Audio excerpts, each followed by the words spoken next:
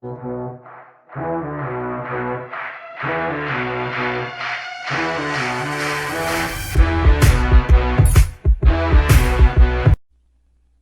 yo, yo, what is going on, YouTube? It's your boy Who's Dev Sports, back at it with my review slash recap of, yes, you heard it, the College Football Playoff National Championship. Now, this game was hyped up for 10 days. It's the Alabama Crimson Tide versus the Ohio State Buckeyes, two undefeated teams coming in. We had the Ohio State Buckeyes, who were 7-0, versus the Crimson Tide, 13-0. A lot of people thought, or not a lot of people, but a majority of people thought the Buckeyes shouldn't have really been here in the first place. I mean, they only played 7 games, but it wasn't really their own fault. It was due to a whole bunch of COVID restrictions and this, and the Big Ten only allowing them to play a certain amount of games. Obviously, Alabama, 13-0, one of the best team, got the best coach of all time in college football.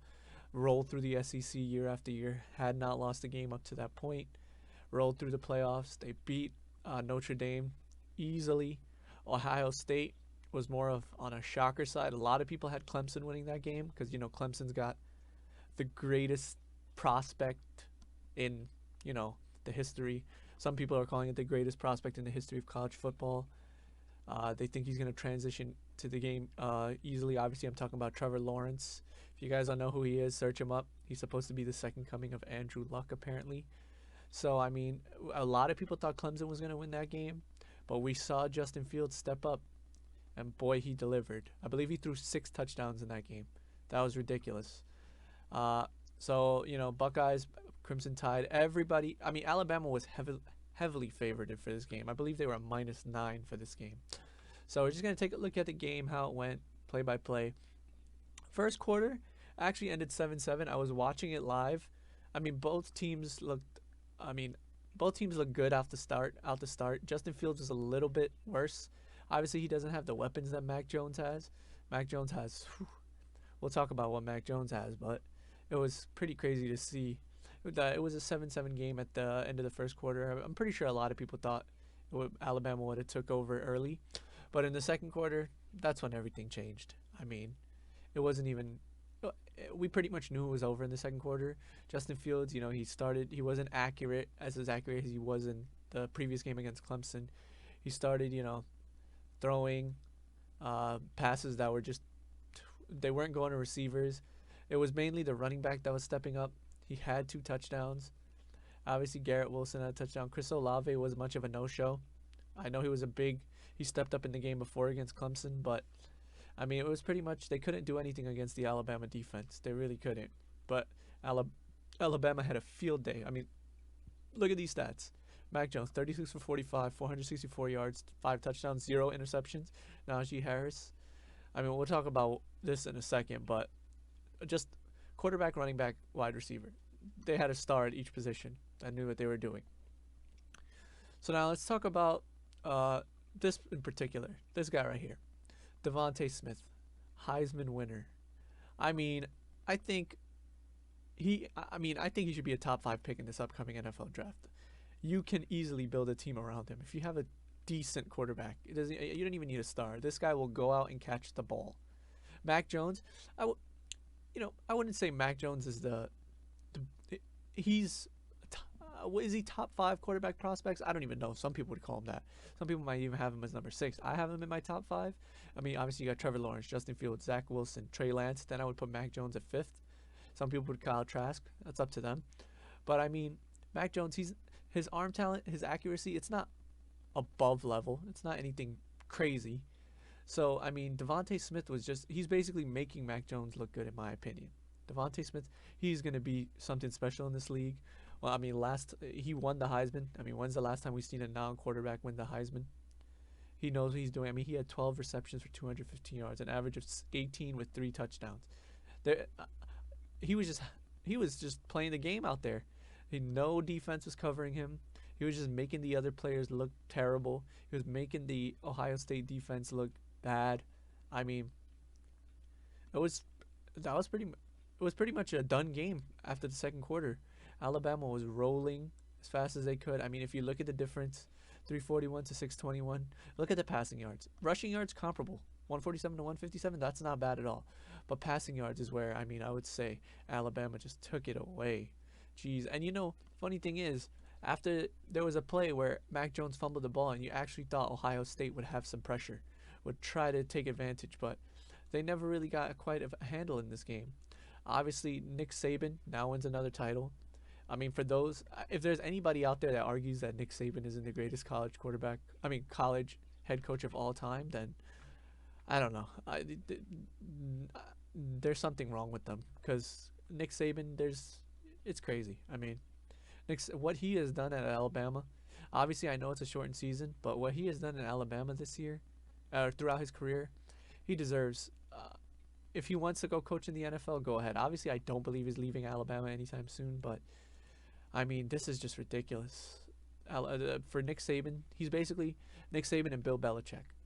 They're exactly what they are. They're two of the best in their respective sports, college and the NFL. They're comparable to each other. Nick Saban, he's been doing this for forever. He'll continue to have the number one ranked team next year, probably. We'll take a look at that in a second, but I mean, it's basically what's going to happen. You're going to see Alabama roll through each year. I don't know if there's any team I would say that I would put above Alabama for next year. I mean, let's see what we have. Future outlook for this team. Mac Jones, I do believe he will declare. So you're gonna need another quarterback next year. Maybe they'll get a transfer or something. Najee Harris, he will declare, in my opinion. I believe he's gonna declare. Devontae Smith, you won't be seeing him. Jalen Waddle, who's actually Devontae Smith's partner in crime. These two are projected to go in the draft, probably top 10, top 15. Obviously, you're taking Smith over Waddle because he's the better receiver. Waddle's a little bit injured. I don't know if you guys saw him in that game. Personally, I don't think he should have been playing in that game. If it wasn't the national championship, he wouldn't have been there. But you got another declare. So they're going to lose a lot of talent. But it's Alabama. They'll just pick it up somewhere else. They find stars. Ohio State, Justin Fields is going to declare. It's not even a question. Patrick Surtain, is he here? Patrick Surtain. No. I don't see him. Would he be on the Alabama side? Yeah. Patrick Surtain, he will be a top 5 pick in this draft, in my opinion. Best running back in college, no question. So they're going to lose Justin Fields. They're going to lose Surtain. We'll see who they get at quarterback next year. I do see Ohio State right where they are next year, somewhere in the top 4 of the college football playoff. Making it, I don't know if they'll make it back to the final. Obviously, they have Ryan Day, really nice coach. There's rumors that he might go to the NFL. There's a lot of jobs lined up for him. So we'll see. Maybe I'll do a ranking of the openings for each position, who I think would be best fit. But I think Ryan Day would be good in the NFL, but I personally think he should stay at Ohio State. He's got a good thing going right here. He just needs a quarterback because Justin Fields will declare. I believe Justin Fields will go number 2 in the draft to the Jets. I'm a Jets fan. I'm mad that we lost out on Trevor Lawrence, but I want the Justin Fields that played against Clemson. I don't want this Justin Fields. I'll be honest with you. This Justin Fields was apparently 95% ready. It didn't show. I need the Justin Fields from 10 days ago. Mac Jones, I mean, a couple teams I think could take him. The Patriots I think could take him. The Cowboys, if they're really desperate, they can take him. Obviously, they have Dak Prescott. We don't know what's going on there. There's a lot of teams I could see that could use a guy like Mac Jones. San Francisco, Pittsburgh could use a guy like Mac Jones. He's almost built sort of like a Ben Roethlisberger. So, I mean, I could see a lot of teams taking this team. And to the other 2 teams in the college football playoff, Notre Dame. I mean, you don't really see Notre Dame in the top 4 that often. But, I mean, I think you will be in the next couple years. Notre Dame's up there. Clemson's obviously a powerhouse. I don't know how they didn't beat Ohio State. I guess Trevor Lawrence just didn't show up. So maybe he's not who we think he is. Maybe. But that'll just be tested when he gets to the NFL. But for now, I would say Alabama. You got to just lock them in next year. Obviously, they're going to be a top 4 team. They're going to make the college football playoff. Nick Saban's going to keep doing what he's doing. And you should see Alabama in the next N years if Nick Saban doesn't retire.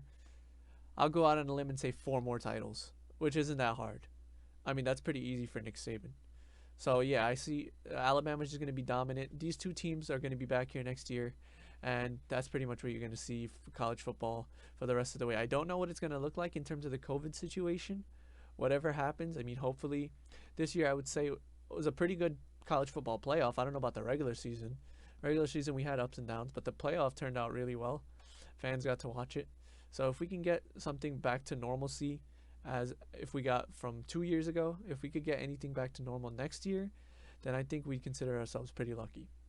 So I mean, long story short, look out for Alabama for the next couple years, guys. They're not going anywhere. So that was my video today, guys. Thanks for watching. Make sure to leave a comment. Say who you think's gonna win the championship next year. Obviously, it's a little too early to tell. I got Alabama, but I mean, be sure to like, comment, and subscribe. Man, I'll see you guys later. Thanks.